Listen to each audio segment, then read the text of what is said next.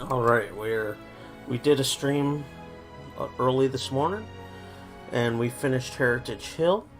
So now we're going to work on another main story quest for Deerwood Village, I believe it's called. So let's load our game. Deerford Village. Apologies. So let's get to it. Hopping on Pillars of Eternity for some more Infinity Engine style CRPG action.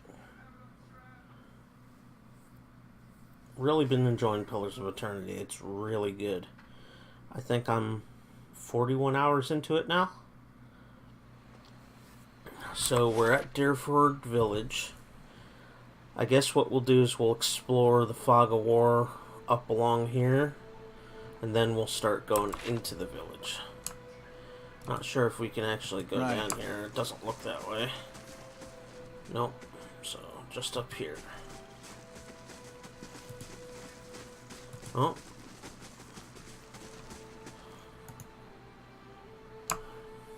Let's talk to all these guys, make sure there's nothing. Huh? An elf idles by the road, watching the village cross the river. He nods as you approach, and the cowled figure standing near him falls silent. Hello. Greetings, friend. A slow smile forms as he eyes you. I've heard of you. Word has it you've been busy in Defiance Bay. He draws closer. I'm busy too, and eager to finish my business and get back to the city. What business is that? Haven't you heard? There's a murderer on the loose, said to have gone mad with grief and strangled a dozen healthy children when her own was hollowborn. He nods at the figures with him. We've come all the way from Defiance Bay to bring her to justice. So why are you standing around here, Rational? He nods across the river. She's hiding out in the village. We'd go in after her ourselves, but the problem is she knows our faces. There's no telling what she'd do if she saw us coming, and we'd like to avoid any further unnecessary bloodshed. He leans closer. Her name's Nifri. She's an Orlan. We want to get her out of town so that we can deal with her cleanly. She knows we're looking for her, but if someone were to convince her that it's safe to leave... not sure about this. He lays a strong hand on your shoulder. A mad woman like that is everybody's problem, friend. Just keep an eye out. If you come across her, remember what I told you. I promise I'll make it worth your while. I have a few questions. What did Nifri do exactly? She was responsible for the murder of all those babies in Defiance Bay, remember? Terrible thing, but we'll make her pay all right. Welcome. Remind me who I'm looking for? An Orlan woman named Nifri. I don't know exactly where in the village she is, but there aren't too many Orlans around here. Alright.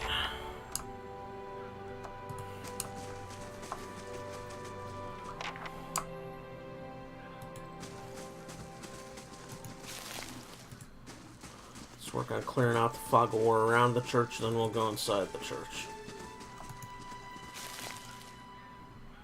Steady does it. The area around the church might hide something, so probably want to creep along, increase my detection check.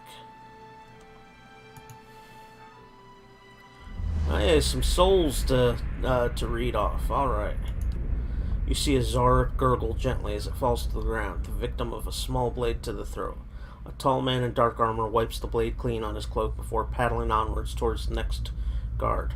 Another flash and the second Zorip is down, and the next, and the next. Finally, a scout spots him and raises a shout.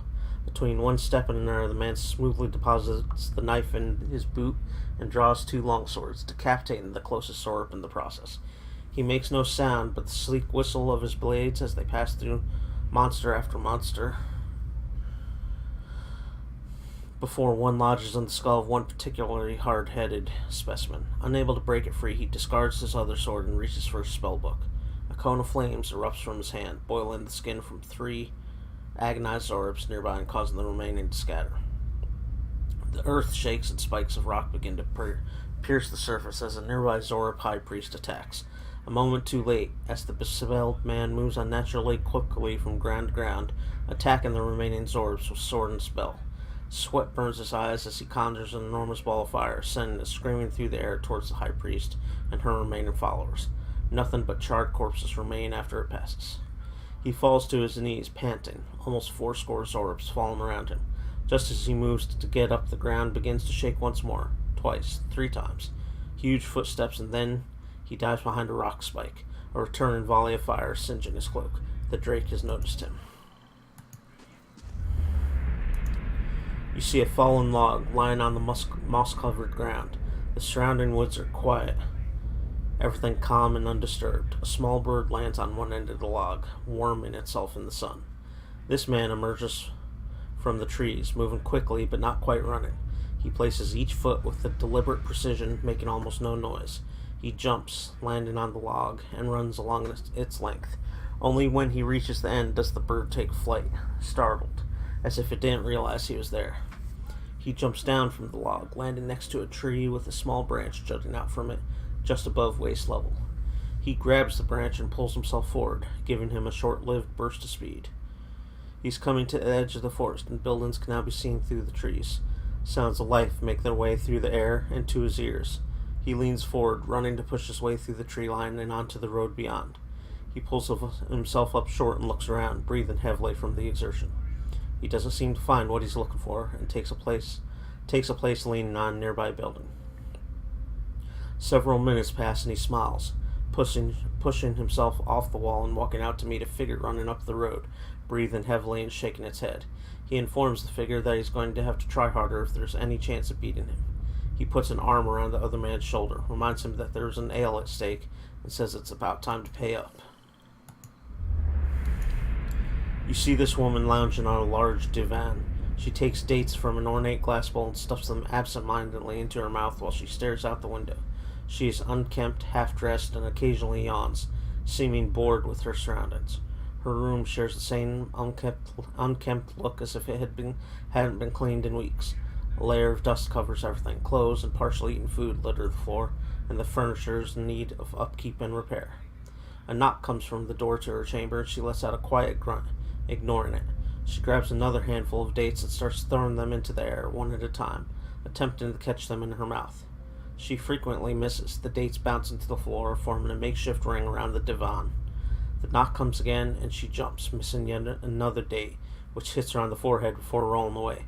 She grunts and looks at the door, exhaling sharply through her nose. A muffled and distant yell comes from somewhere outside the room. She rolls over on her side, facing away from the door, and pulls a pillow over her head, trying to drown out the noise. She lies there for several minutes, eyes slowly closing as she slips into sleep. The door opens, and someone enters the room, hesitantly making his way over the floor to stand by the divan. He reluctantly reaches out and touches her shoulder, shaking it gently. The pillow falls from her head, and she turns to man, a confrontational look on her face. "Mistress," he says, kneeling before her, "we need your help." The woman sighs heavily, rolling her eyes, and starts to stand. She grabs one last handful of dates and walks from the room, chewing noisily.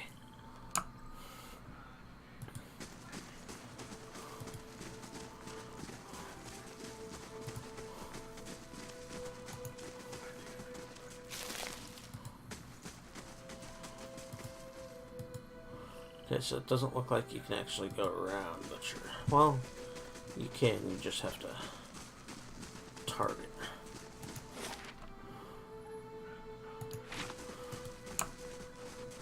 So let's go ahead and take a look at what this church has to offer.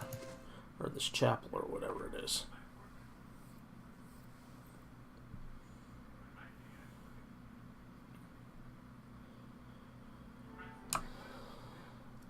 I shall be discreet.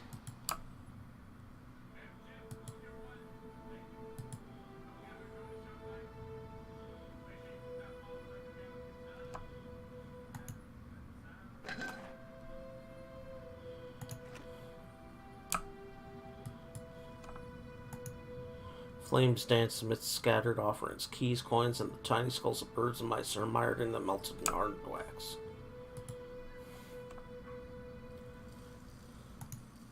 Let's talk to this guy first.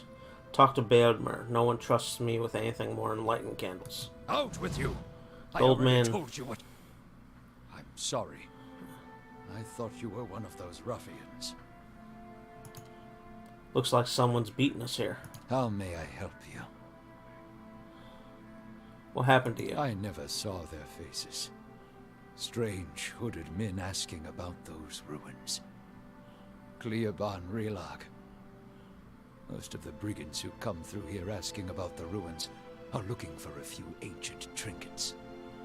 But these people knew the name, and they were in a hurry. They wanted to know where Cleoban Relag was. I tried to keep it from them, but I couldn't hold out forever. I don't know what they were up to, but it can't be good.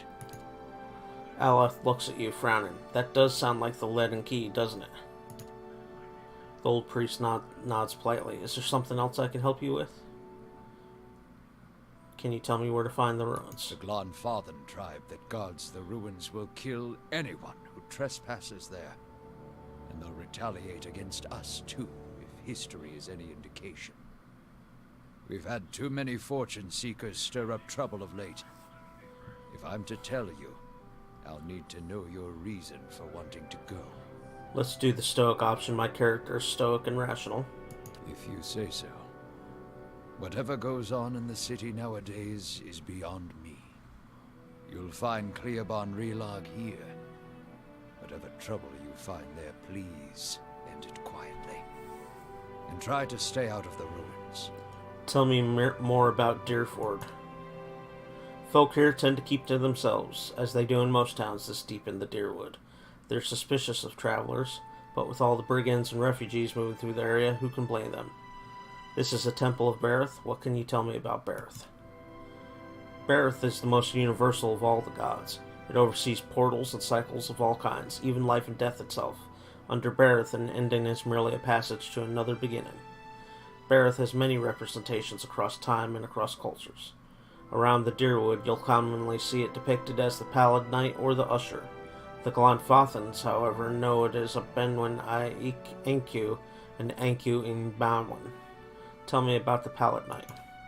She's one of the youngest manifestations of Berith, but a familiar one nonetheless. Stories describe her as a gaunt knight in black armor, black eyes, black hair, and milk-pale skin. She demands an impossible toll from travelers who have tarried too long on her lord's road. Some challenge her only to slay themselves in the process. Who's the Usher? Kith have written stories, songs, and poems about the Usher for centuries. Sometimes he's folk, sometimes dwarf, and sometimes merely a walking skeleton. He never speaks, but he guides us the way to death and the next life. He also creates the circumstances for the wayward to stumble into their own graves. I've never heard of Banwin e Anku and Anku e Baunin. It means life and death and life, respectively. You see them as two skeletal figures, one male and one female. Explorers have found them carved opposite one another in doorways, but I know of no particular legends that speak of them.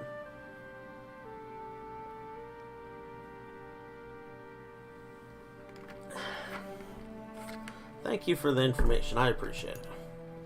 Of course, Berith was once more widely worshipped in this area, but it is a silent god. He smiles sadly.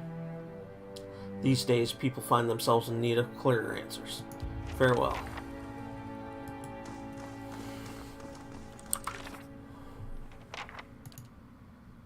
Okay, so this quest is now updated. The main story quest is updated to travel to Cleoban Relag, which is also the quest for Adair to go looking for his brother, so to speak. But we're focusing on Deerford Village, so we're gonna do that.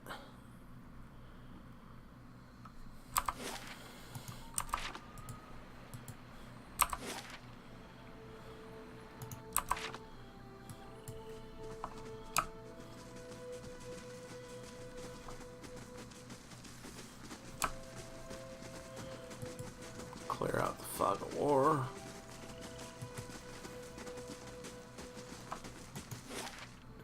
There's Cleoban Relag. We can't go there quite yet. We gotta unlock the path.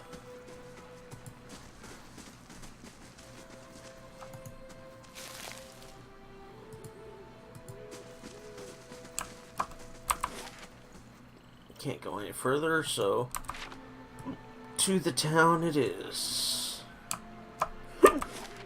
Oh, pardon me, I got the hiccups.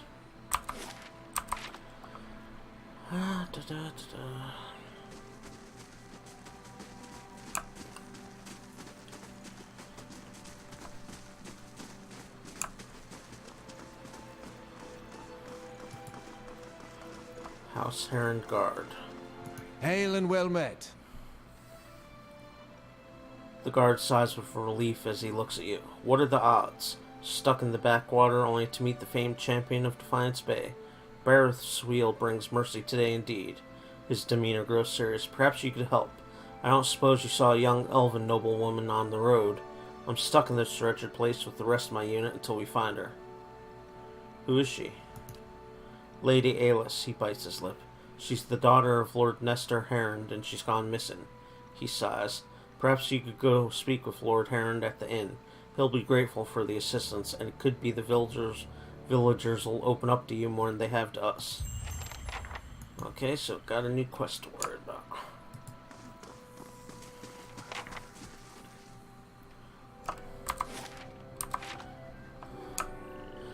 Gonna wait going into any buildings till we explore the map a bit.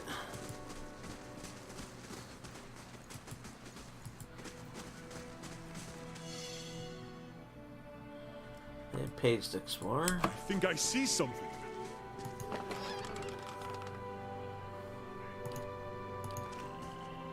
Okay.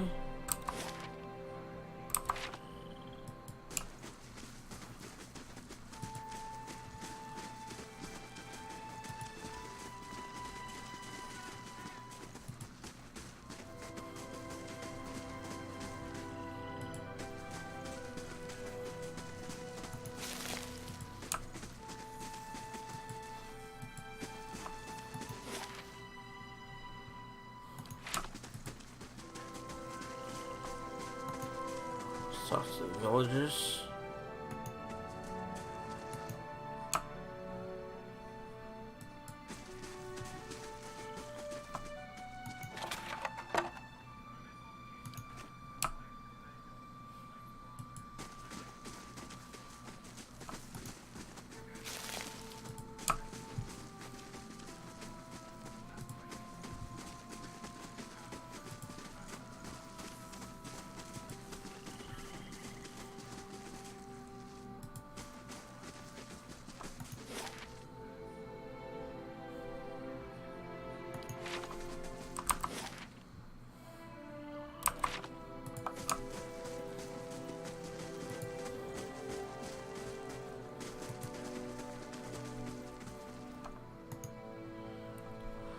This middle-aged peasant woman is dressed in a brown leather cloth draped down to her knees. Her hands are working at separating stringy, colorless vegetables in a pile before her, stripping the heads off the long fiber stems with a paring knife. She discards the stems one by one, placing the heads of the vegetables into a small cradle-like basket in front of her. She doesn't greet you as you approach. You're not sure she even knows you're there. Excuse me? The woman doesn't respond. She keeps stripping the heads from the vegetables with a steady rhythm. She may be deaf. There's no indication she heard you. Study the woman. At first glance, she seems nothing more than a middle-aged woman, unremarkable, maybe less stern than most, who seems more focused on the weaving in her lap than her surroundings. Yet you suddenly notice she's not stripping the vegetables before her any longer. She's weaving, and the vegetable plots are now missing. She still pays you no mind, her brown locks torn and snagged from lack of washing, like many of the townsfolk you've seen. There's a strange blur to her. Even the motion of her hands seems to be playing with threads that lack color, and a shape that lacks interest. It may be that she is half-minded or deaf, but something feels wrong. As you watch, her knitting takes on an odd cadence, and you have a terrible suspicion that something lurks beneath what your eyes are showing you. Focus on the woman. Her brown hair is long, almost impossibly to the length of her hands. As you follow the streams of her locks downwards, the hair becomes long and black, splitting off into threads of black and silver and wrapping around her hands. She is forming a soul cradle with the threads, braiding a net in front of you, each finger long and sharp like a series of knitting needles, almost hypnotic. The silver and black strands of her hair weave together, with silver predominating as a highlight, the black shadowing it. And suddenly you are calm. You are on a plateau, almost the height of a tower, several stories high.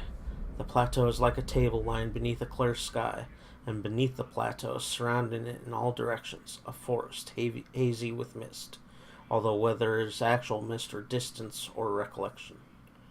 Resting in the curve of a natural arch above you is a great copper bell, half again the size of a man, hanging at attention as if looking down on you and the events unfolding before you. The plateau has soaked in the sun, and the rock beneath you is rough and warm. The sky forms a cradle around you. You feel different, not disembodied, but you feel your body, your physical contours have changed along with the surroundings.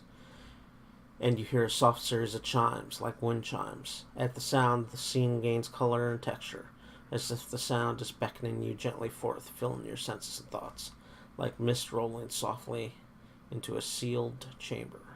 And focus on the chimes. The chime coaxes you deeper into the memory, and you're certain it is a memory, a warm one. You are on the stone of the plateau, your knees on the warm texture of the ground, silver, white, shimmering like Adra. The plateau is formed of it, glistening in the sun. You could feel the heat on your skin, your wrists, and your hands. Your hands are in motion, weaving, not thread, but gathering, tenderly moving along the first movements of Bereth's wheel. Your hands are wet. Your hands are upon the flesh of a newborn child, and you could feel the crowning of a tiny head turning in your grip, its head slick, wet from the womb. The hands you are wearing, inhabiting, have done this many times, and they are practiced and confident.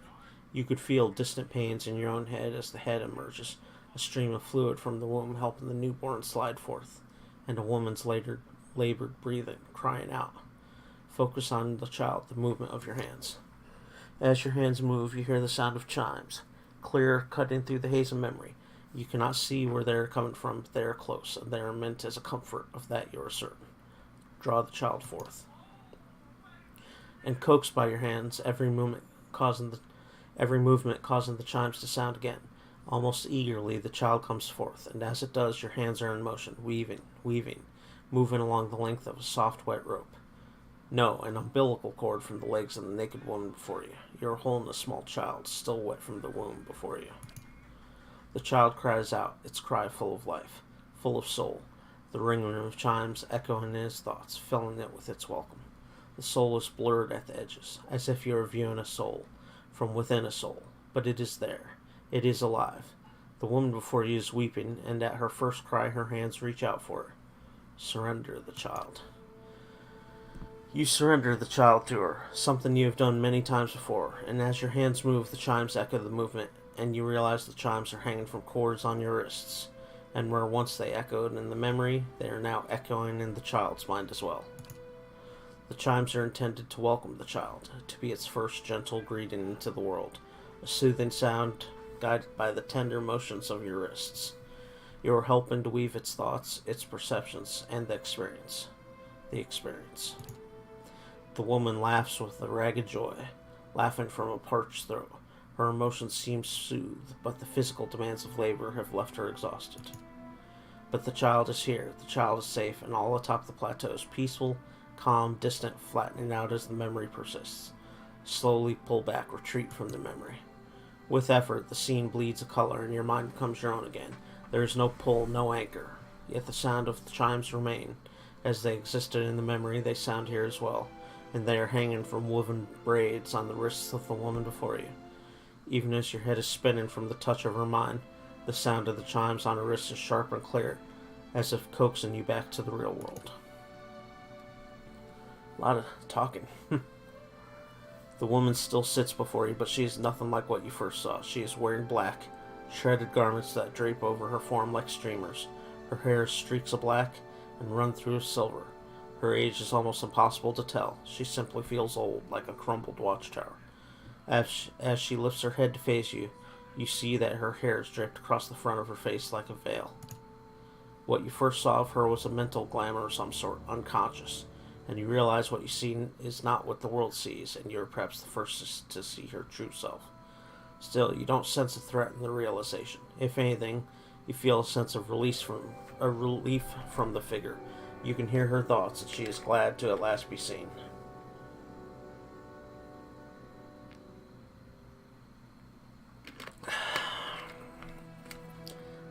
Firstly, what did you do to me? I am seen, but the eyes of others do not remember. You were the first to see me as I am, the call stripped aside. There's a light touch on your mind, a caress, and her left hand mirrors the motion of the touch, reaching up to the air between you. You hear the chime on her wrist sound softly. Her hands moves as if pantomiming, resting on your cheek at a distance, and she speaks softly and slowly. Your memories. Cadence of wheels on a caravan track. Fever. Questions by running water. Violence in a night's campfire. Arrows in the dark. And fleeing. Falling rock and cracking stone. And a storm. The storm. The storm that brushed you. Did its screaming wake you from your mind's cradle? Your memory of it is painful. Its cry is difficult to ignore. It's like a child. Many children crying out. I encountered a Biawak, yes, and it did something to me. Her hand withdraws shyly, the chime sounded softly once again. The woman stands uncertainly, as if she has been sitting for some time or is too weak to bear her own weight. You notice her cheekbones are tight, her face gaunt. Yet while her stance is weak, she seems determined to stand before you. You are able to see me. It is almost a question. You suddenly realize she doesn't seem to know what you saw when you looked at her, the image on the plateau. Yet the image was so clear, so sharp, you'd surprised she didn't feel you there. To see me is a rare gift. A watcher's gift. How was I able to enter your dream? Was I helping a woman give birth? I was in your head and hers. So many questions, thoughts, whirling like storm winds. That storm still roars through you, deep beneath your thoughts, yet muted and secret, like an underground river. I cannot tell if it is carving new channels, or eroding what keeps your true strength buried. The fact that you could hear it at all, survive it, is something few have ever done. Your power will grow stronger with each soul you touch, as it allowed you to reach out to mine. There is a silence, and although it seems to last for but a heartbeat, in your thoughts it stretches out between the two of you, like a pull between your minds. You blink, take a breath, and then realize she wants to ask you a question, yet can't form the words, as if assembling them is painful, or there simply are not enough pieces. Do you wish to travel with me? You feel a wave of fear gusted with the strength of relief, although oddly her expression does not change. Then fear dissipates, and you feel strength and certainty, as if the plateau from her memory lies beneath you, and a calm sky looks down upon you. Let's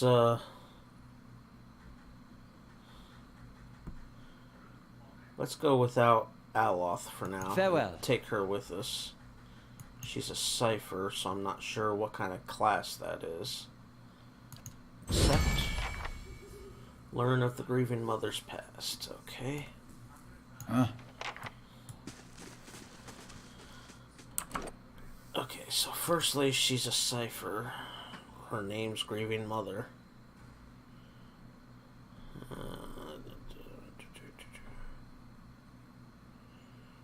Apparently ciphers use spells. Let me look at her gear. She uses a one-handed dagger and a fine crossbow. And light armor. So let's see what we have for her.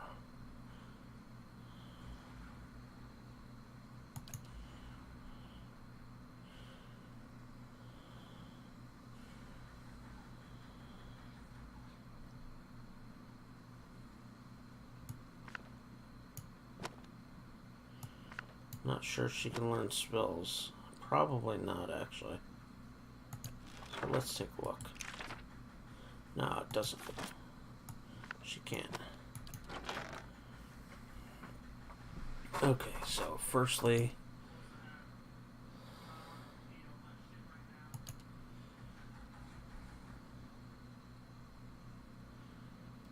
She uses either daggers or ranged weapons. Could let her use St. Garam's Spark.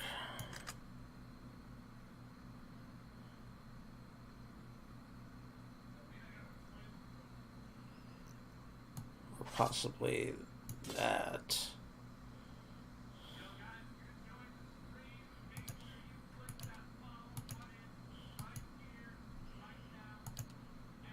Okay.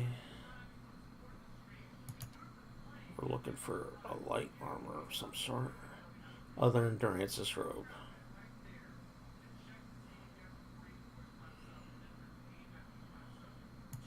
Looks like fine robe's the best I have. Let's let her use.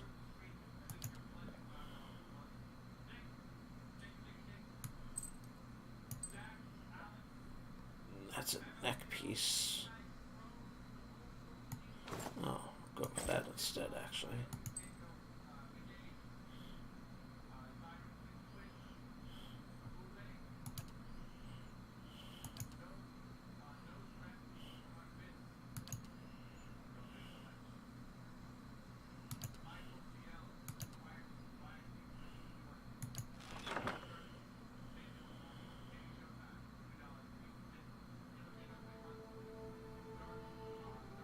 Actually, we'll just let her use her existing armor then.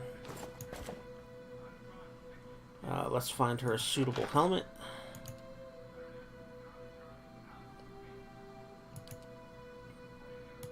I think this might look good on her. Let's see.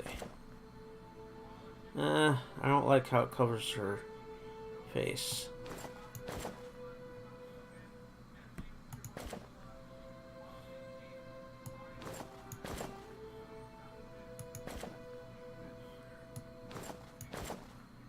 There we go. I like that.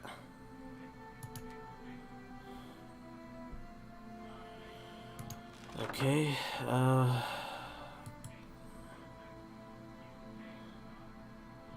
We're replacing a ranged person. Let's actually use the gun then.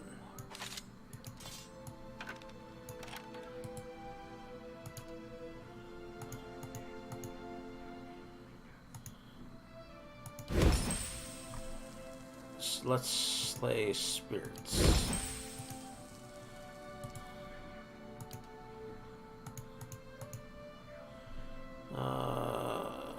What does a cipher use, actually? Stat-wise. Seems like Dex is the biggest combination. Or the biggest stat.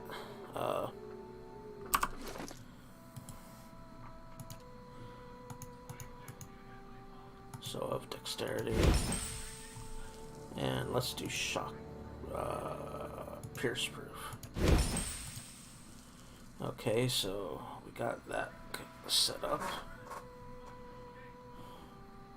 Oh, we also have to set her AI behavior to off.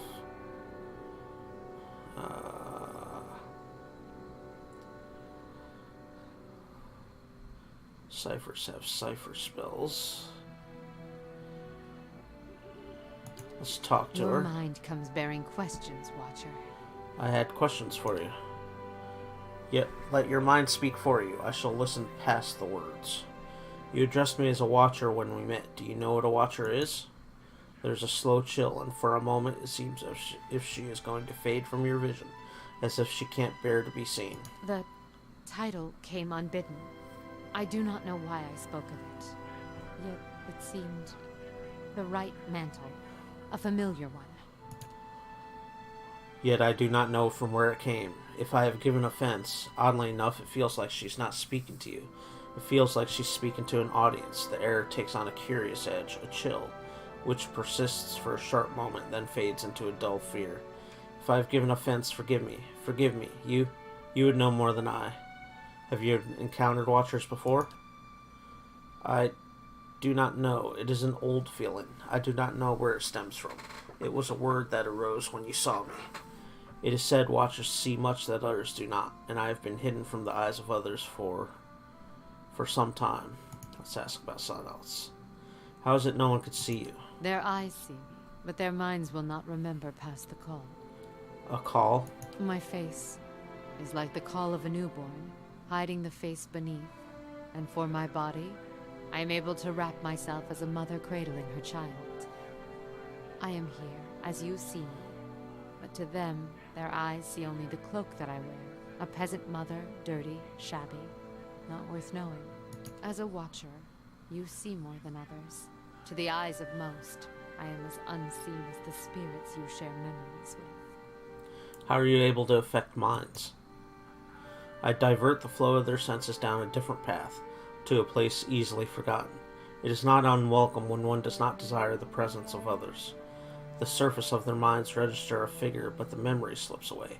They see a woman, but there is no desire for conversation, no desire for any questions, and I have none to ask. I want to discuss something different. When we first met, how was I able to enter your dream? I do not know. What do you speak of? If you were in my thoughts, I could not feel your presence, nor do I know what you saw there. As she speaks, you suddenly feel an odd sensation in your mind, as if walking in her thoughts would be as if walking down a back street of merchant stalls, the claustrophobia of wooden shelves and canvas tarps made less oppressive by the sheer number of enticing vials and bottles that stretch out to the sides of you. You suddenly realize that, whether she permits it or not, you could enter her dream and observe it without her ever knowing. And in response, your hand twitches. There is the feeling that you could simply pick up a vial, taste it, sample it, keep the memories your own. And suddenly you find yourself back in your present thoughts. Though you are away for but a moment, she seems unaware of your diversion of thought. It may be one of your gifts, an ability to walk in memories as easily as someone walks upon the ground.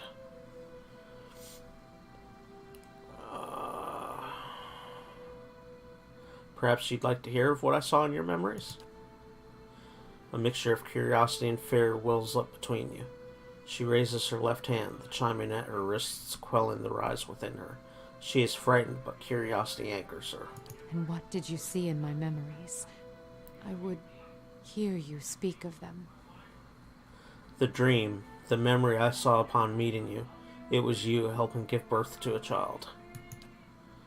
There is silence, and as your breath falls still, you hear the faint cry of a child in the distance. A newborn child, almost exactly like what you heard in the dream. Gotta take a drink, I've been reading a lot.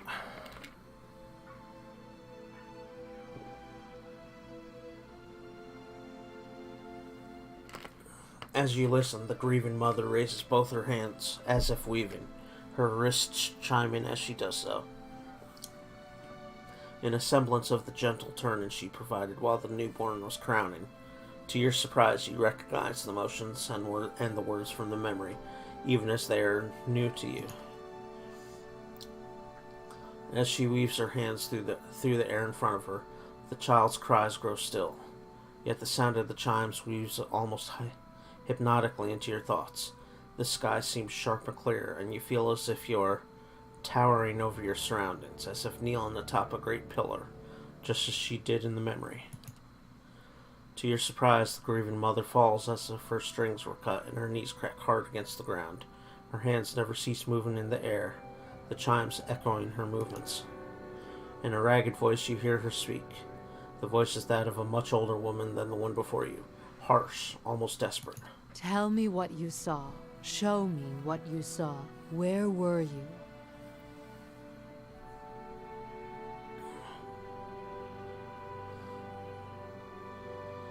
We were in the middle of a clear forest with a strong wind tearing through it. She leans back as if looking back at the sky, but her eyes are closed, the film building on them. With a slow intake of breath, you feel time become quiet around you. I do not feel the memory. I do not know if it is mine, but her hair falls across her features again like a veil, and she nods. Not with her chin, but a push in her mind. But thank you for trying. I want to talk about the birth memory again, help you recall it.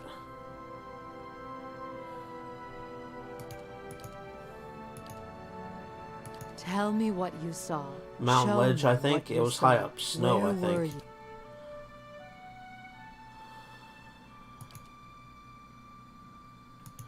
Let's do each option. We've already heard all Tell this. me what you saw. As she kneels before you on the ground, she whispers to you, hoarsely and even fainter with the distance between you. The stone of the plateau. Its color. Tell me its color. It was silver Adra, its surface warmed by the sun. As you watch, her hands rise before her. She clasps them, then cups them, as if feeling them for the first time, and she stares down into the cradle of her hands, and the chimes sound once, twice, as they swing with the movement. And what did these hands hold?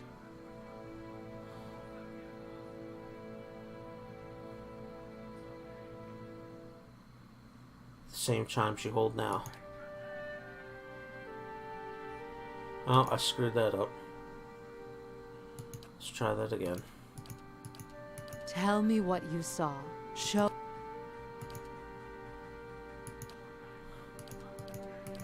Tell me what you saw. Show me.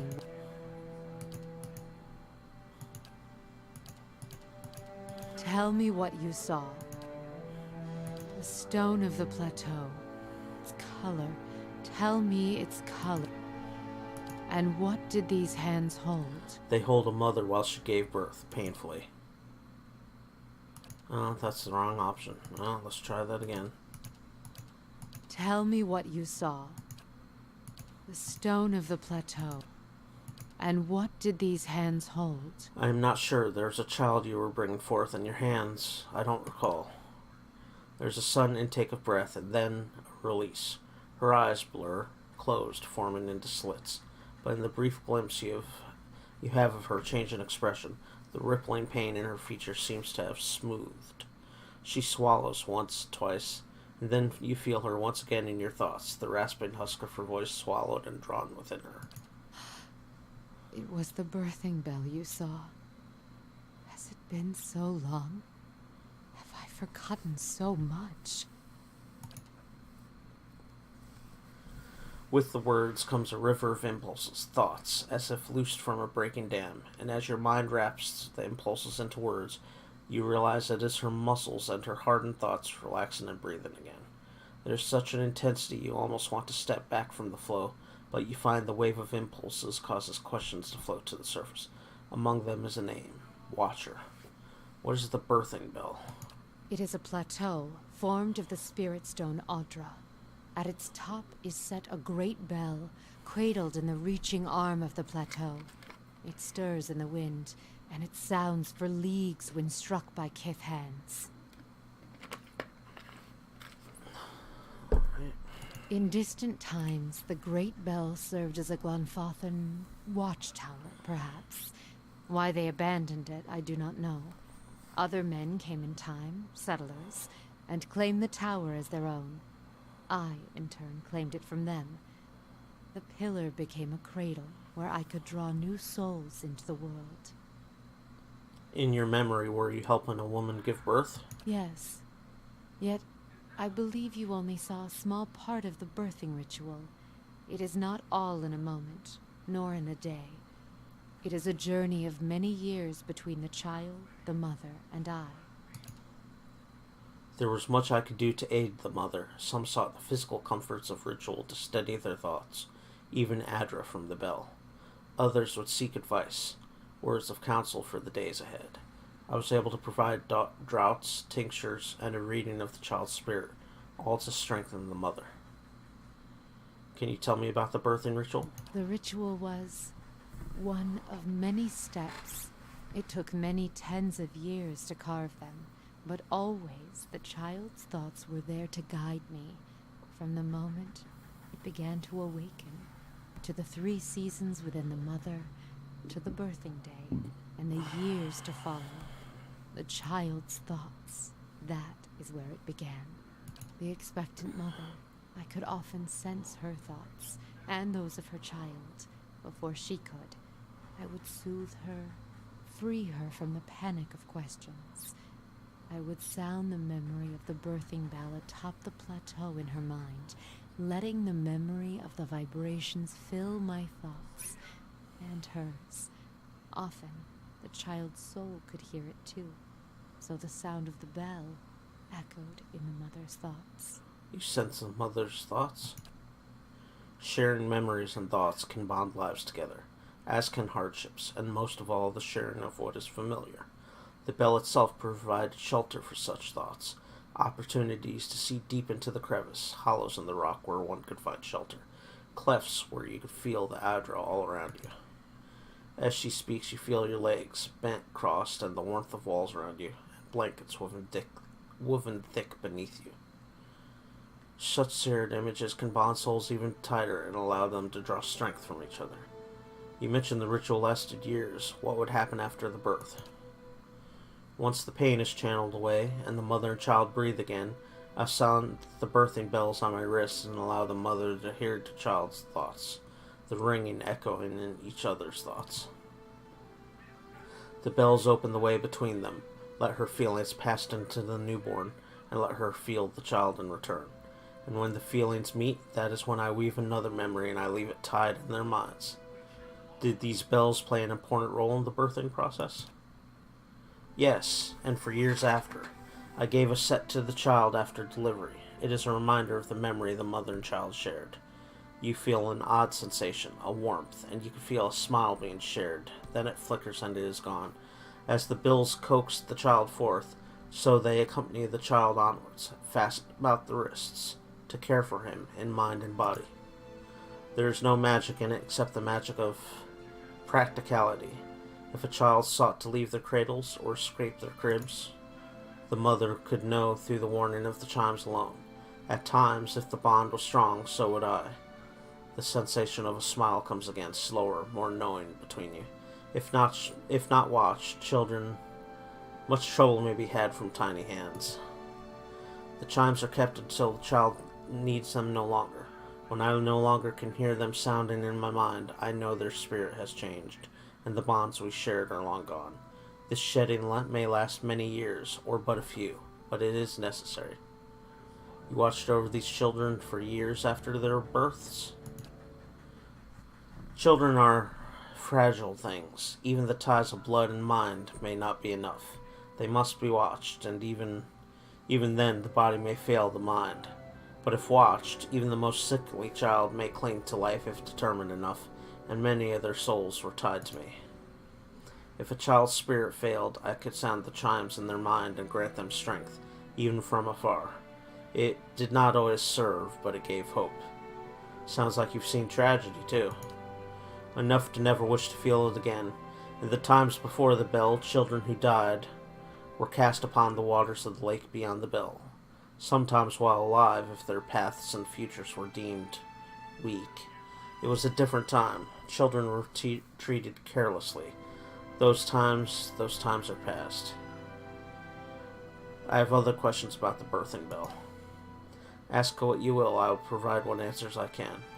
Why would you give a telling of a child's spirit? Many would come seeking their child's future, or a reading into the child's past, the lives its soul is said to have lived. There's a slow chill, and for a moment it seems as if she's going to fade from your vision, as if she can't bear to be seen, and there's a spike of fear, alarm. Such things are not mine to see. I meant no offense. Oddly enough, it feels like she's not speaking to you. It feels like she's speaking to an audience. The heretics. Okay, we already read that. You're frightened. Something about Watchers. As the thought of Watchers crosses your mind, you feel a sharp pain, stabbing, and the sudden burn of lashes across your back and shoulder, and then it is gone, and you feel the grieving mother before you, silent, almost fearful, wary. I was something else, but because the title Watcher was cast on me, the word carried a weight I had neither earned nor deserved. The world seems filled with such titles. They distract, I think, from the actions of the person, from their strengths. Why did you believe you were a Watcher? The world has many corners, and in some corners the name Watcher is more known. It is an easier title than others, and at times it is easier to wear. Placing a title upon what is unknown can dispel the fear of it, and I did not fight it. I even believed it true, though I knew little of the ways of Watchers. It even granted me strength. I was able to see the thoughts of others, shape them, and help guide souls. Watcher seemed enough. and the names seem to matter little in the light of one's acts. But if they came to you to read their child's souls, what did you tell them? I drew upon the present. I felt the soul of the mother before me, and used that to tell the child's path, to give it a voice. If only the thoughts of the mother and the emotions that lie beneath were mine to impart. I did, and so I used that as the telling of their child's future. And what if the mother's emotions were painful, hurtful? One must guard oneself when drawing upon the thoughts of another. The pain of a mother's rage and disdain. It can be a powerful poison. You sound like you speak from experience. Yes, and I live with that weakness still. I have learned to shield myself from such edged thoughts, strip them away, and to tell a clearer picture of the child. So you shaped their thoughts, made the readings true? This is my calling, to show them the life I see before them, and even greater, make them believe it. This is not what a watcher does. We do not shape minds, we see them as they are. Even the most strongly worded tells may not be enough to save a child and allow it to be born. If I have the strength to strip away the stem of a mother's spite to expose kindness, weave nurturing from disdain and neglect, then that is my calling. And with the weight of Watcher behind my thoughts, these tells gain strength. Strength I never possessed on my own. They believed. And what they believed became the truth. With each child that was set upon that path, the title of Watcher became stronger. You must understand, without such weight upon my words, many lives would have been lost, drowned, cast in the lake beyond the bell. Now the trail to the lake is lost and reclaimed by the forest, as was meant. A Watcher was not there to look over us, but it was a Watcher that saved them, and with a Watcher's strength, children were born, were cared for, and grew strong. It seems your readings were necessary. What use is a frightened will when a spirit is at stake? Would you let the fears of a mother end her newborn's life? You felt it in the memory, the weight of it, the importance of the child's life. It was a memory we shared. Did we share that memory, or did you inflict it on me? And suddenly there is a rasping cry across your consciousness. She raises her hands, and you can see the chimes draped from them, yet they make no sound as she moves. A greater good was done, and children were saved. It is a choice you may be forced to make one day, and when faced with it, you will make the same one. When that happens, I'll be making my own choice. This choice is not yours to make, Watcher. You will do as the world needs, as its children need. It is greater than you and your twist of sight. I want to discuss something different.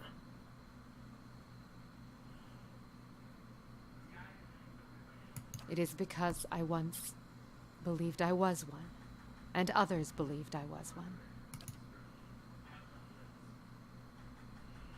Why did you believe you were a Watcher?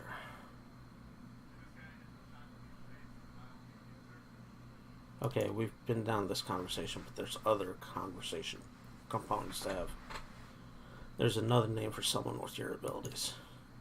I see the word cipher in your mind and see its meaning. Although I did not train in such things, and the title feels more of a cloak the world casts on me and judges me for. It is curious how a title such as that can define one, and at times be the source of such emotion that comes from no one, but the voices of others. It is a curse of the world. Do you know anything about Watchers? I feel that they were once marked, hated. Such hate feels dimmed now. I could feel it. Other hatreds have risen for other titles, but they burned bright in the past. Now hates have shifted focus, and they may fall on the same again, either you or me. That's all. Let's talk to her again, because obviously there's more to say. Your mind comes bearing questions. Let's go The down the birthing birthing bell. It is where I could draw new souls into the world. Where's the birthing bell recall- located? The birthing bell lies deep in the great forests of the Deerwood, at the border of Glanfathenlands, surrounding it. Barely a town, not one you would find on any map, but it held an important place for those there, even if we were far from the beaten track. Small families, tied like a knot, joined at the wrists in mind and thought. All were welcomed, all had purpose. Let's continue our journey for now. Your mind comes bearing. I want to know more about And I you. you. In asking, we reveal ourselves to each other. What do you think of the Deerwood and the Empire? Those titles are markings on a map and channel people's minds in violent directions. Such things are a threadbare blanket cast over the world where men and women seek more importance than simply being. How do you see the world then? The world is a field of souls, tilled by Bareth's wheel. The thought of cultures and territories do not concern me. The sowing and harvesting of the field does. Bareth's wheel has slowed, perhaps stopped altogether. Whatever words, titles, laws, and blades not devoted to carving away the harm or healing that wound holds little importance for me. Something else I would know about you. Why are you called the Grieving Mother? The air seems to go still for a moment, and the time stretches as it did before when the two of you first met. There is a wash of uncertainty from her mind, slowly shaping into questions that swirl and do not coalesce. She does not move. She seems paralyzed, as if you have just wrapped her in a cold blanket. That is a question for you, not I. That is not my name, although if you wish to hang the title on me, I cannot stop you. Is that what you see when your eyes fall upon me? So, I named you? As a watcher, you may see what I do not, or your mind shapes the thoughts I project into a new meaning. There is truth in that title, but it is not all I am. So what do you grieve, then? You must have felt it, seen it. It has as many names as the pain it has caused. As the words take shape, they seem to tumble from her, and the wave is great, rushing into your mind. To your surprise, you feel as if you've been touched by the Biawak again, and behind it, cutting through the torrent like a knife, are the thoughts of the Grieving Mother. There's a wound cut across the belly of the world, a jagged knife that has stripped the stems from men and carved furrows across the wombs of women. There is much I have forgotten, but I could feel the wound all around me. It will not let me rest, not let me be. The children have gone silent, yet their voices may be heard again. Are you speaking of the Hollowborn? The word, there is a slowness of thoughts, as if the word is being weighed, accepted. It doesn't feel natural to her, you can sense it. Was once unknown to me, as was much of what unfolded in the outside world. When the curse came upon us, I thought it a smaller thing, a thing of communities and hearths. Her thoughts seemed to stumble as if on weak legs. It was only when I walked did I feel it stretching out around me, in all the cracks of the world. Children have been cursed. I do not think, O son, they caused, nor son deserved. That which is inside them has been torn away. I do not know how, but this wound must be stitched closed. The world bleeds forth from between a woman's legs. If this blood is not stemmed, the world will die and grow quiet. Do you know its cause? There is a desperation, a welling fear. You can almost feel her thoughts shivering, and you realize she is as lost as you are on the matter, and then a sudden sharp clarity. I shall know it through you. Your eyes will track the cause, find the path, and I will be beside you. There is no wound that cannot be healed, and if you are truly a watcher, then this wound may be seen for what it is. You saw me where I hid. Whoever's hands have stilled the world, you shall see them too. And if there is no way to heal it, what then? I will be there, and you will do what must be done. You were given your sight so that you may watch the world, and you will tend it. The children shall have their voice again. If your will is weak, then I shall strengthen it. Lean upon me. You feel a weight in her words, as if her hands are on your shoulders.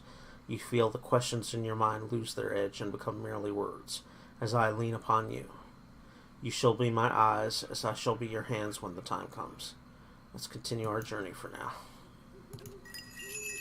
Your mind comes bearing questions. Okay, it looks like we're done talking to her. Let's save our game, because definitely don't want to go through all that talking again. And let's level her up. 9 levels, I think.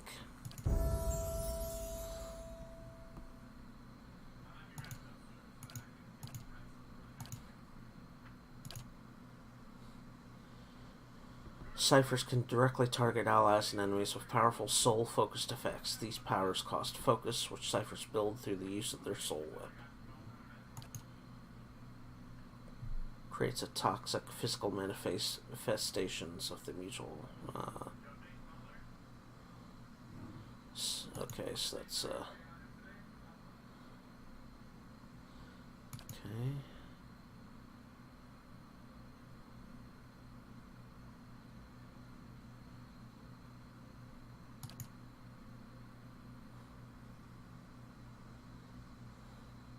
Let's go with Tenuous Grasp. I like that.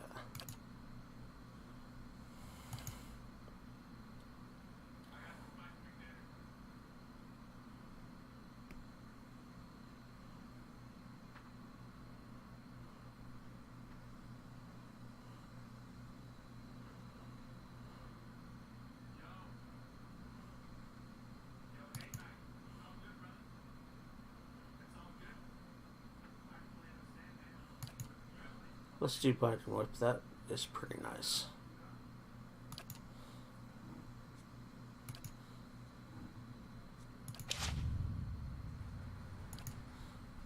Let me take a look at her abilities here.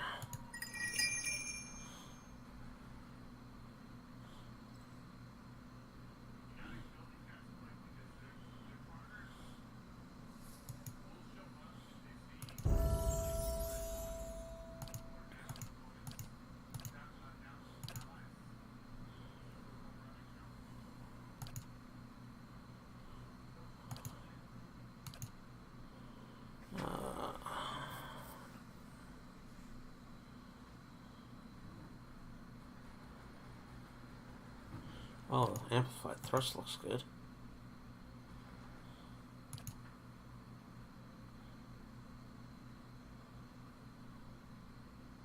As does Mind Blades. Let's do it.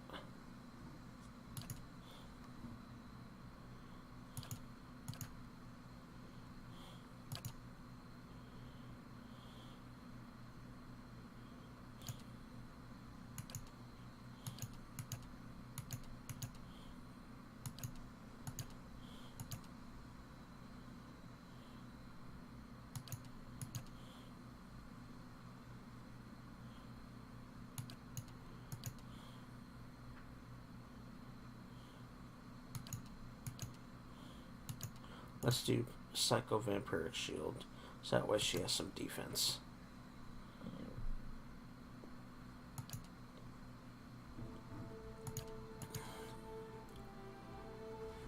Grants greater focus. Let's do that.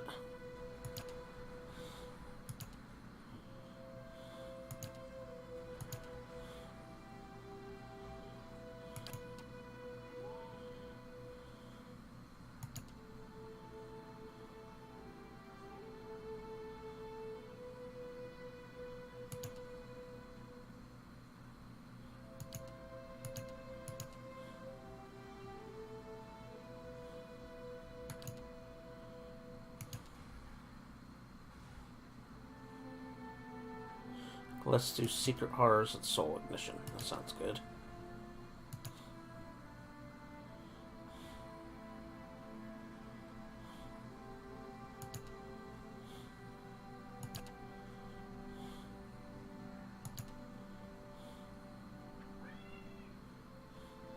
Let's do Pain Link.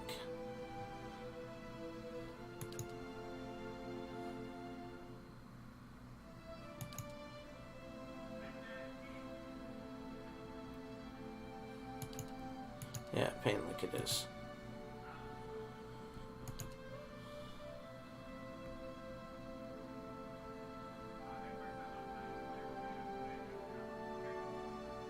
Alright, let's do Draining Whip.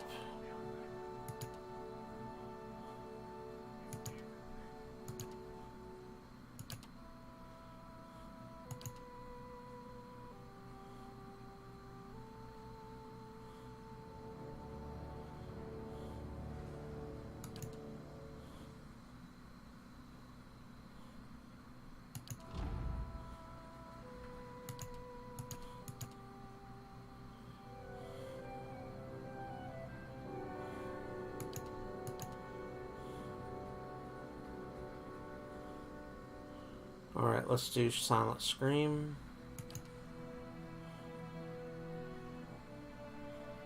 And Pain Block.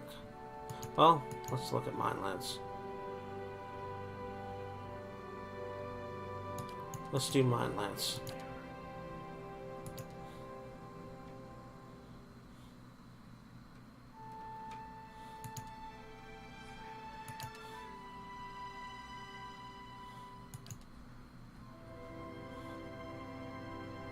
Let's do Pain Block and Psychic Backlash.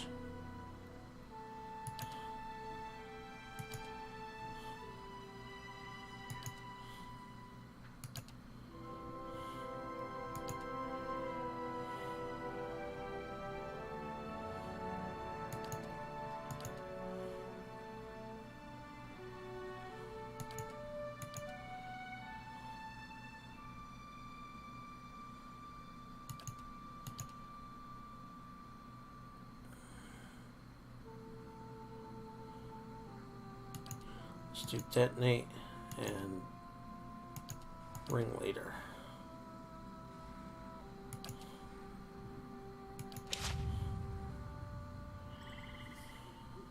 Your thoughts must flow deeply indeed.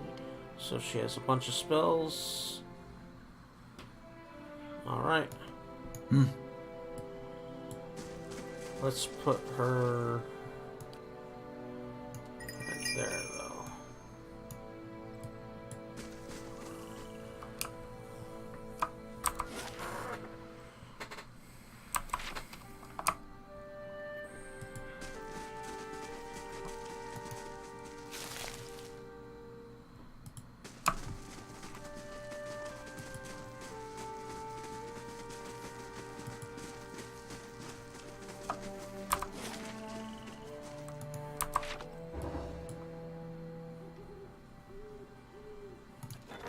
Hireling Payday.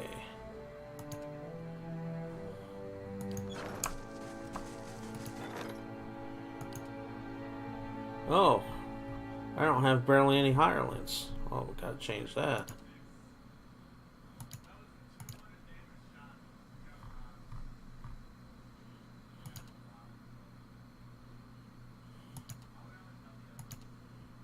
Alright.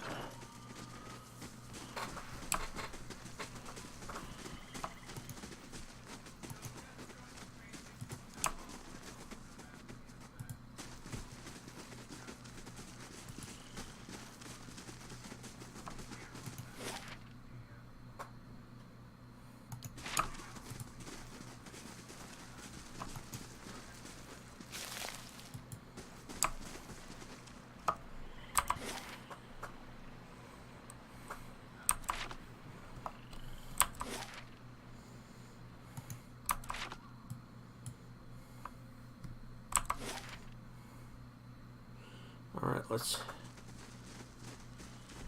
Okay, we scoped out around, so let's head over here, back to the bridge, and go into the buildings one by one.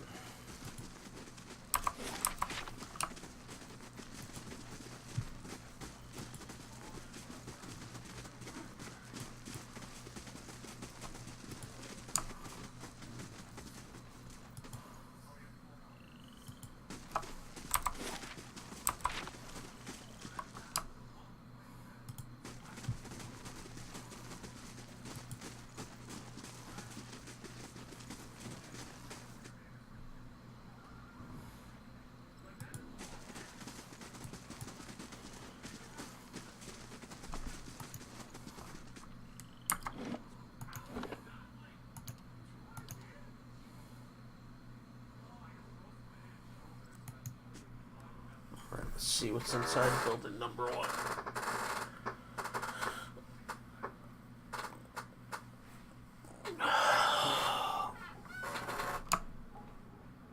I'll take a look.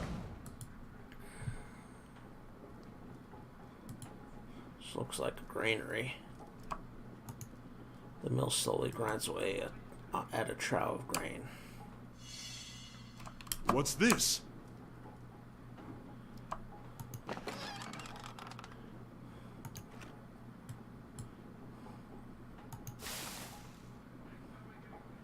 Peridot.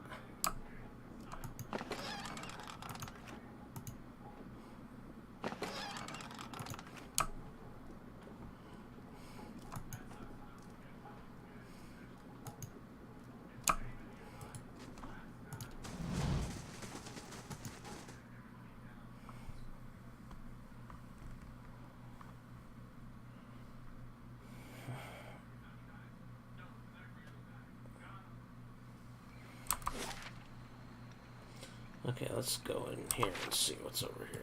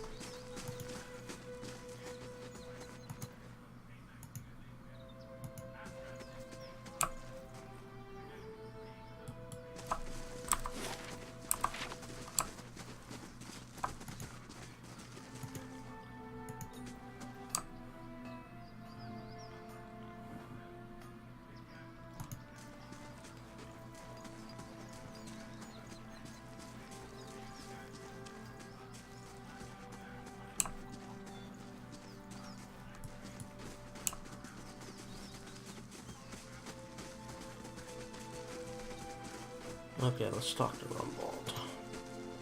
A man paces angrily in front of the wrecked animal pen, his sun-withered face twisted with ire. He's so wrapped up in his fury that he doesn't seem to notice you. Galloway's slobbering beasts, blazing bloody effigy, thrice damned salty wench and her soggy... What's wrong? That monster stole my pigs, traipsed into the village, tore down my pen, and made off with the whole damn herd. Just a few little runts, and what am I supposed to do with them? Calm down and tell me what happened. He bites his lip and closes his eyes. His nostrils flare with each quick, angry breath. Wife's always telling me to mind my temper. Just breathe deep and count to 10. He sighs. An ogre moved into the area not long ago.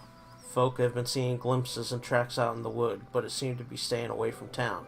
Or so we all thought until it made off with my pigs. Now everyone's afraid it's going to develop a taste for kith, if it hasn't already. Did you see the ogres take your pigs? What else would have destroyed my pen and made off of my herd, and at the same time the rest of the village is seeing a 10-foot monster in the forests? Mercenary, he gives you an appraising look. I knew a few toughs like you during the Saints' War. Which is it, blade for hire or raid for fun? I know it's too late to get my pigs back, but it set my mind at ease to see that thing's head shorn from its neck. In fact, you bring its ugly pate to me, and I'll trade you for something that's of less use to a farmer like me than to a rowdy-looking sort like yourself. What do you know about the ogre? It's the same as any other, I'm sure. A big, ugly son of a bitch with a nasty temper and an appetite to match. Trigil could tell you more. He claims to have seen it in the woods. You could find him in the shop right by the broken tower. Regardless, I'm sure it's nothing a big fellow like yourself can handle. Need something else? I've been sent to find an Orlan named Nifri. Know where she is? Never even heard of her. Leave.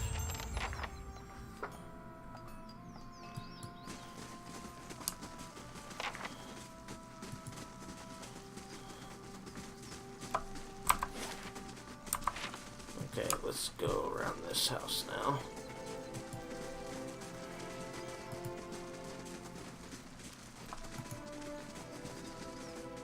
Winrith's Arms and Armory.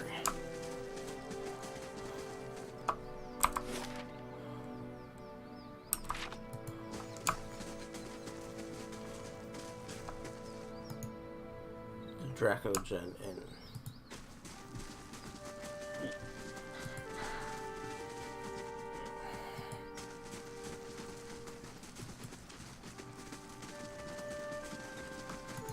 Let's go inside the Arms and Armory. Just take a look and see what's going on there.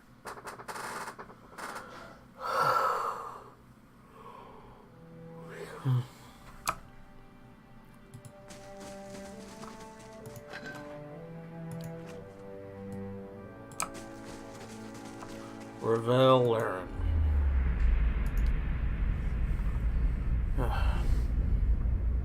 You see a forest clearing, fog curling through the weeds on the ground in the cold morning air. The serenity of the scene is occasionally broken by a faint noise that echoes through the silence.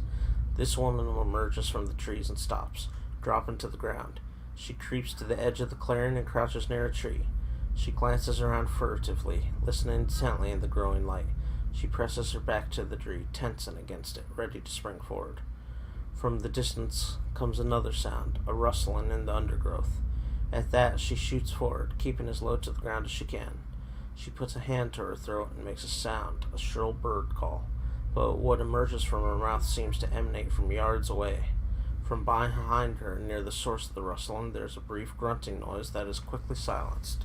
She dives into a large bush at the edges of the tree line, keeping her head down and wriggling silently through the leaves and twigs. She takes a position in the bushes, turning to face the direction she came. She raises her hand again, this time mimicking a Stelgar, placing the roar directly behind, the men failing to sneak up on her. More than one voice answers this call, all of them sounding panicked and hurried, all of them quickly moving this way, all thoughts of stealth forgotten. She backs out from under the bush to crouch behind it. As she pulls her bow from her back, she takes a shooting stance and waits for her hunters to appear. Hail and well met. A portly, smiling man stands behind a warped wooden counter, polishing a buckler. He looks up. Haven't seen you before. Always glad to see a new face in town. Company's good for business and chatter's good for the soul. That's what I always say. Anyhow, what can I do for you? What's been going on in Deerford? Oh, we're a quiet little town. Not much happens here, especially not since the legacy hit. People realized they couldn't have babies and just stopped trying altogether. And that takes a lot of the excitement out of the day-to-day, if you can believe it. Show me what you have for sale. Bunch of cool weapons, but nothing I'm going to spend money on right now.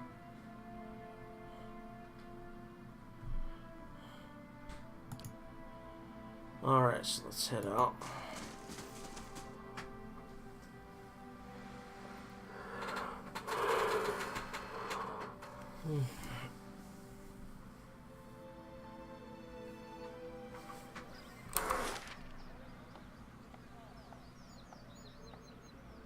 Okay, so let's go this way.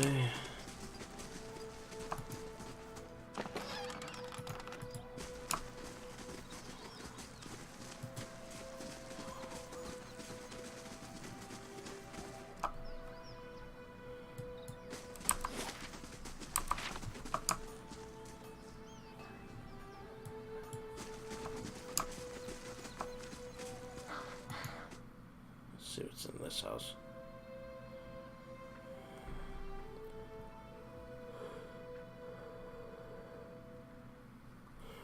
Slow and silent. A ledger lies open on the desk. It lists purchase and sale amounts for various alchemical ingredients and concoctions.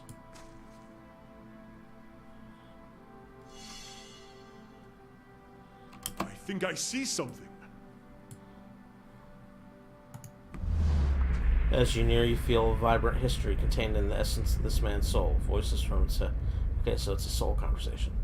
You see a moderately furnished house, warm from the cooking fire lit at its far end. This man is sitting in a high-backed chair looking at a large book with a small boy in his lap. He smiles and asks the child about the pictures on the pages as he points to different parts of them. He looks up as a woman approaches to stir something in the pot hanging over the fire. She adds some carrots to the pot, mixes them in, then stands and turns to the man. She says something to him and leans in to give him a kiss when a knock comes at the door. The man makes to stand and the woman motions for him to stay. She walks to the door and glances out the window. It is already too dark outside for anything to be seen. She lifts the bolt on the door and pulls it open, revealing a tall, lanky man with a strange smile on his face. There is a wet, tearing sound, and the woman makes a weak groan, collapses into the floor, blood quickly pooling around her. The man in the chair leaps to his feet, grabbing his son, interposing himself between the boy and the man at the door, who steps over the body and enters the home. Galark vowed you would feel his pain, the man says conversationally as four other men enter the house behind him. It appears your rent has come due.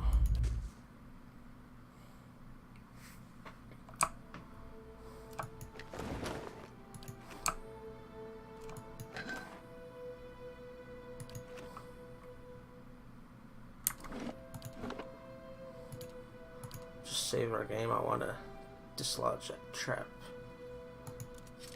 As requested.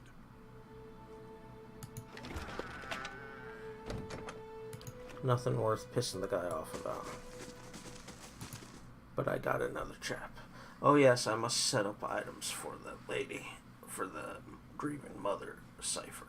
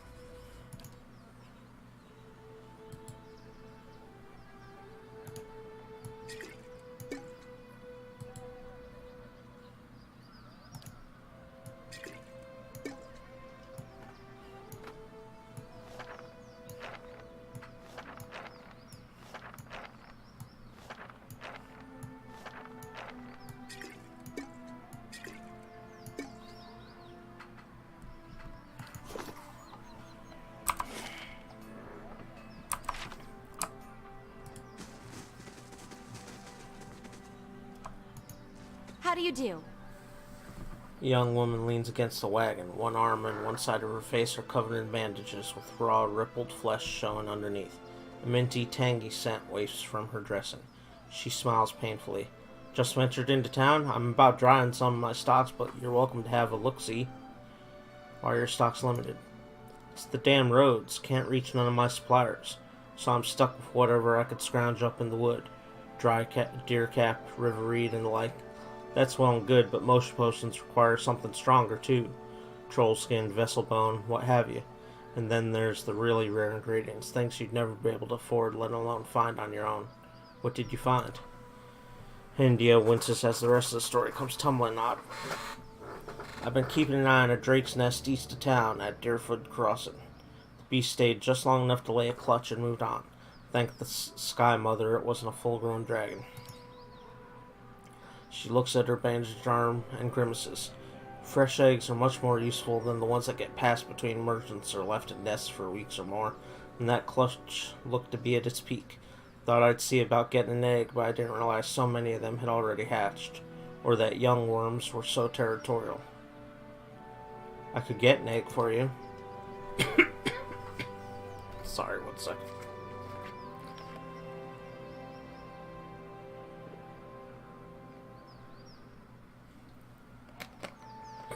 I sure hope she keeps her gaze steady, but you see hope kindling in her eyes and twitching at the corners of her mouth. I sure hope you're not leading me on. I don't think I could stand getting burned again. She bites her lip. If you really mean to go after it, I'd certainly pay you. Just remember, big as they are, dragon eggs are fragile, and there's a lot more I could do with the whole one. Gods keep you. She adjusts one of her bandages. Anything else I could do for you? I've got some handy ointments if you're braving the roads anytime soon. Tell me again about the dragon egg. It's in a nest. It's perched in a cliff on the east end of Deerfoot Crossing. That's out in the wilds, just east of here. I'm sure there are others elsewhere, but this one at Deerfoot Crossing is just the age I need. If you head out that way, be careful. The place was crawling with worms when I went out there, and I can't imagine they've gone anywhere else. How did you get burned? She turns her face to the ground. By the flame, how bad does it look? Just say it. I know you'll tell me straight. Who cares how it looks? What matters is that you're okay, Rational. Suppose you're right. Good thing I know my poultices. She sighs. I told you about my run-in with the worms. I reckon you put the rest together already. I'm looking for an Orlin named Knifer. I did see an Orlin lady heading into the Drakagen just the other day. She points across the road at a large building. Don't know what her name was, but she was acting real sneaky-like. What's wrong with the roads? A noise of disgust rattles from her throat. Brigands, looters, you name it. The gods may be hollowing out our babies, but it's grown folk that's rubbing out the rest of us. People are scrambling to Defiance Bay because they hear there's healthy births there, and all those refugees and abandoned homes attract desperate sorts like flies on dog shit. Show me your wares. Sure thing. Alright.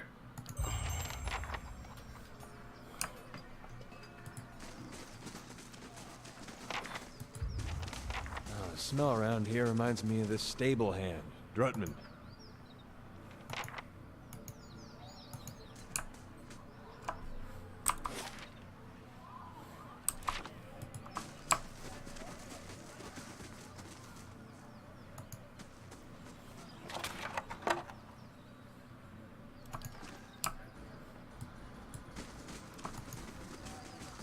Tygal's Curiery.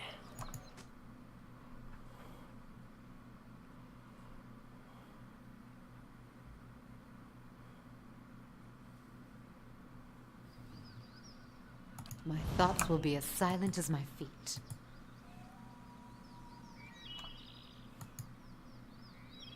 Dyes fill the wooden vats. They smell of dung and plant matter.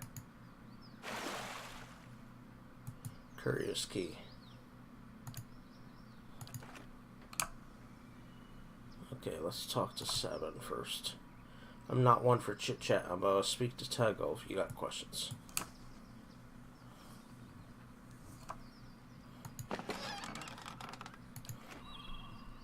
How do you do? A sturdy, broad-shouldered man wipes his hands on his slacks. He reeks of the same foul compound wafting from the vats, and his arms are stained with dye. You're looking to purchase some leather? Rumbald mentioned something about an ogre. He's hardly talking about anything else since those pigs of his went missing. The whole town's been worried about that monster. People are starting to see shapes in their windows at night, hearing its growl and the snoring of their mates. It would put a lot of minds at ease if someone got rid of it. He scrapes at red pigment under his fingernails. I sometimes venture into the wilderness, collecting ingredients for my dyes, mind you. I've seen tracks east of here, near the river. That couldn't have been anything else. He wipes a splotch of dye from his elbow of his shirt tail. Something else you need? What's in the collapsed tower? It's collapsed. Nothing. He rolls his eyes and shrugs. A few hides on stretching racks and the tallow stench Dengler's always grambling about. The rest of it keeps dust, just like the fool Lady Thanu who tried to hold it. There's a bard at the inn who will tell you the whole blazing story if you want to hear it. Have you seen Nifir and Orlan from Defiance Bay? I make it a point to keep out of other people's business. Show me what you have for sale. Okay. Stay out of my private quarters. That goes for you and Heron's bootlickers.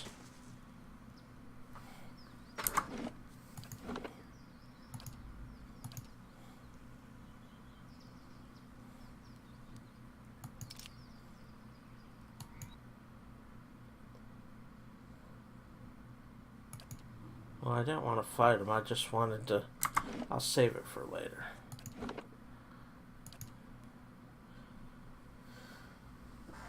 If I'd known he was going to not let me even look around, I wouldn't have bothered.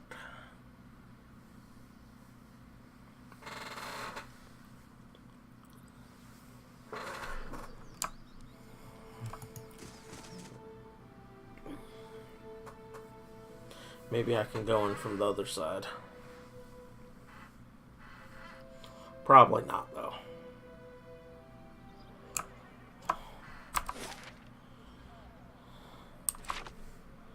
Mm-hmm.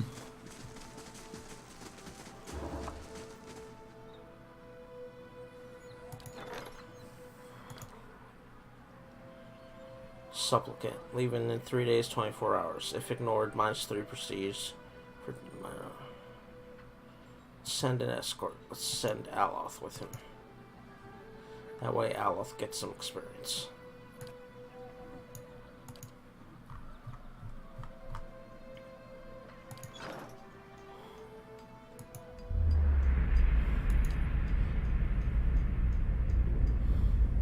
You see this man in the middle of the forest, back against a tree. His head is turned and he strains to hear something. He turns his head the other direction and slowly slides down the tree, ending in a crouch. He cautiously moves forward, keeping to the shadows. His steps are silent as he gingerly places his feet between twigs and leaves. A grunting noise echoes through the quiet morning and shuffling footsteps rustle as they approach him. He cranes his head around the trunk of the tree and spies his target. He edges his way around the tree, keeping it between him and his quarry. The shuffling comes closer, the grunting now accompanied by a wet snuffle.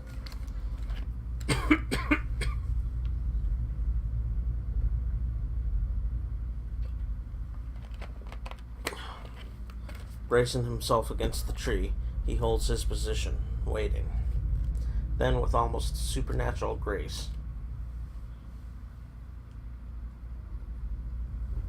he pushes himself from the tree and swings around it to the right, practically running along its trunk, floating as he moves.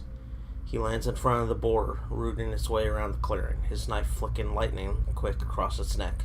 Before the startled animal can even react, he leaps onto its back, squeezing his knees into its sides and gripping the hair at the back of its neck. The beast starts to buck and tries to run from its attacker, but the man merely holds on and waits for the inevitable, enjoying the thrill of a hard-earned feast, thinking about what herbs would bring out the boar's natural flavors best. In seconds, the struggle's over and the thrill's gone, replaced by the same dull craving that brought him here in the first place. It has left him faster even than the last time, and already he thinks about how he might top it. You see a man stumble, unfamiliar vestments tripping him. He pushes himself to his feet, unsteady, and continues along the empty road.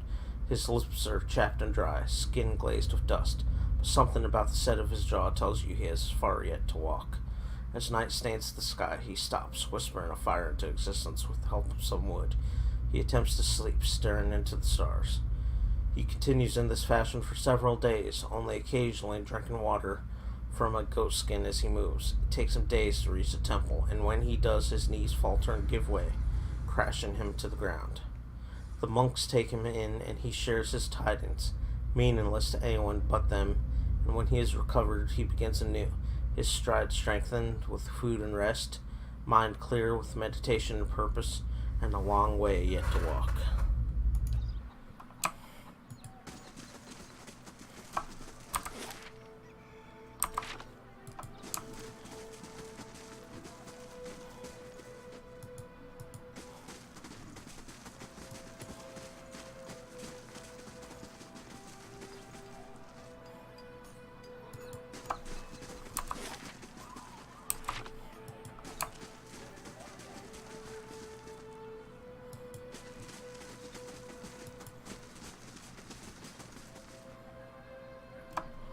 Save our game before we talk to this Inethel Silver guy.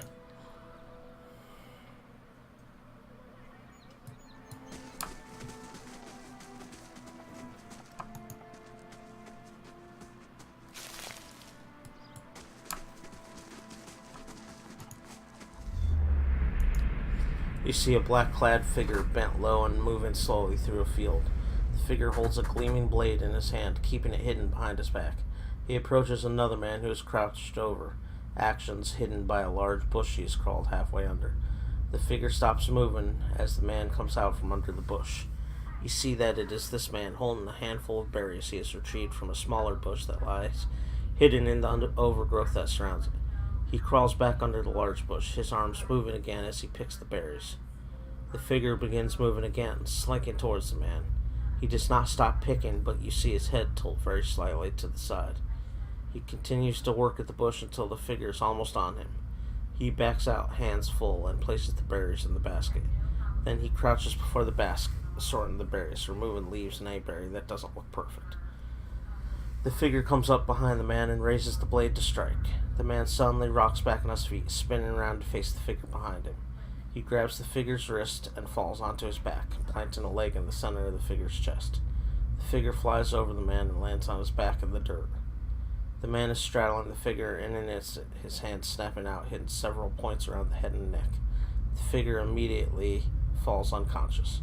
The man stands and retrieves the basket, collecting the berries and placing them back where they belong. Then he returns to picking.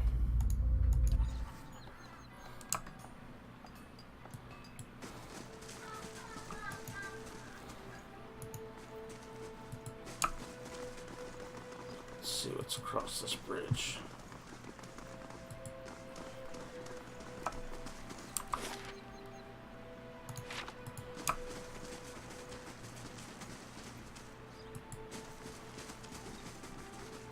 much.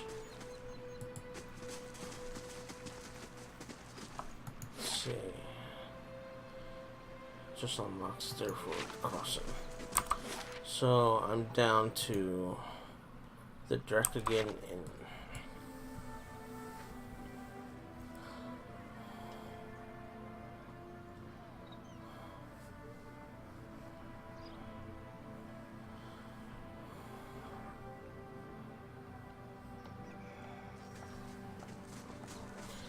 I'm probably gonna call the stream there. I'm exhausted. I need sleep.